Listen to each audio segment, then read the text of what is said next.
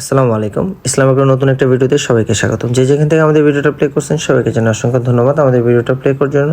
আপনারা দেখছেন কৃষি ইউটিউব চ্যানেল কৃষি বাংলাদেশ। আমি তাজুল ইসলাম কোয়াচি সম্পূর্ণ ভিডিও জুড়ে আপনাদের সাথে। এই মুহূর্তে যে বাচ্চাগুলো দেখতেছেন এই বাচ্চাগুলো মাত্রই ব্রুডিং করতেছি, মানে এই মাত্র আসলো। তো ব্রুডিং করার আগে এবং পূর্বে কি কাজগুলো আমরা মূলত করে থাকি সেই বিষয়টি আজকে আপনাদের সাথে কিছুটা শেয়ার করার চেষ্টা করব। আপনারা দেখেন আমি বাচ্চা ছাড়ার পরে কিন্তু একদম পাতলা একটা মানে জর্জেট বা পাতলা যেই সুতি শাড়িগুলো আছে শাড়িগুলো দিয়ে পুরোটা ঘুরে দিতেছি, কারণ যেহেতু ওরা মাত্রই মেশিন থেকে বের হয়ে আসছে, তো বের হওয়ার সাথে সাথে ওদের শরীরের তাপমাত্রা অনেক কমে গেছে। তাপমাত্রা হিটটা বাড়ানোর জন্য অবশ্যই এই কাজটা করা খুবই জরুরি। আপনারা চেষ্টা করবেন পাতলা শাড়ি বা ওড়না জাতীয় কোনো কাপড় দিয়ে এটাকে ঘুরে দেওয়ার জন্য, কারণ আপনি যদি পেপার দিয়েও করা যায় অনেক সময়, কিন্তু পেপার দিয়ে করলে বাচ্চা ঘেমে যায়।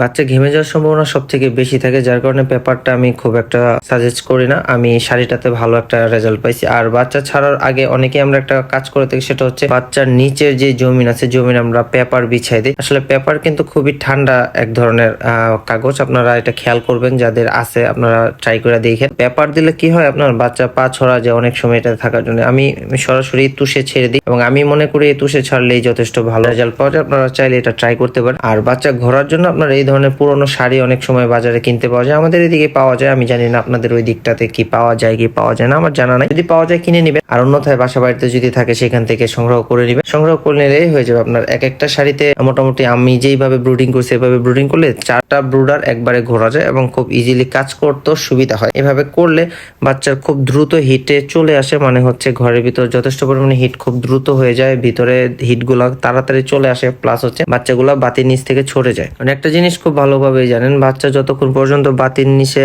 পাইলিং করবে মানে একসাথে জড়ো হবে, ততই বাচ্চা দুর্বল হয়ে যাবে এবং বাচ্চা মারা যাবে। আর বাচ্চা যত তাড়াতাড়ি সরে যাবে, মানে আলাদা আলাদা হয়ে যাবে, সরে যাবে, দূরে চলে যাবে, তত তাড়াতাড়ি বাচ্চা আপনার স্ট্রং হয়ে যাবে। সে খাবার পানি খাওয়া শুরু করবে, আর খাবার পানি খাওয়া শুরু করলে বাচ্চার মর্টালিটি অটোমেটিকলি কমে যাবে। আপনারা অবশ্যই বাচ্চা ছাড়ার আগে এই কাজগুলো অবশ্যই ভালোভাবে দেখে শুনে বুঝে নেবেন, এবং যারা নতুন আছেন তারা এইভাবে ব্রুডিং করতে পারবেন। আশা করি আপনাদের ব্রুডিং যাদের মানে ব্রুডিং সম্পর্কে কোনো ধারণা নাই তারাও আপনারা ইনশাল্লাহ এভাবে ব্রুডিং গুলো করতে পারবেন। এভাবে ব্রুডিং করলে বাচ্চা নষ্ট হওয়ার চান্সটা অনেকটাই কমে যায়। আমাকে এখানে কাজে সাহায্য করতেছে আমার ভাই ব্রাদাররা আছে, আমি যেহেতু ভিডিওতে আছি। তো এখানে আমার বাচ্চা আছে হচ্ছে টোটাল 8,500। আমি 8,500 বাচ্চাই এভাবে ব্রুডিং করলাম। ইনশাল্লাহ 8,000 না, আমি 10-15,000 বাচ্চা আসলো। আমি ঠিক এই একই প্রসেসে ব্রুডিং করে থাকি। আপনারা এইভাবে ট্রাই করে দেখতে পারেন, ইনশাল্লাহ ভালো একটা রেজাল্ট পাবেন। তো ভালো লাগলে লাইক কমেন্ট শেয়ার করতে ভুলবেন না। আল্লাহ হাফেজ।